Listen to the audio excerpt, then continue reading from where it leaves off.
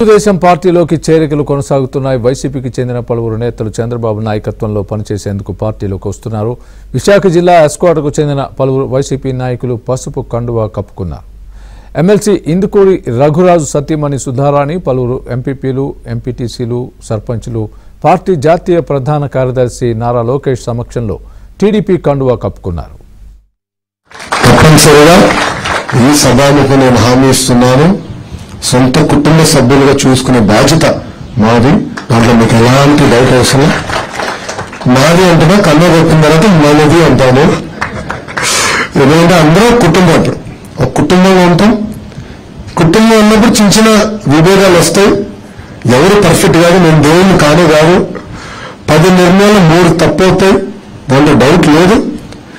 రాండి, కూర్చొని మాట్లాడుకుందాం, మన సమస్యలు మనం పరిష్కరించుకుందాం.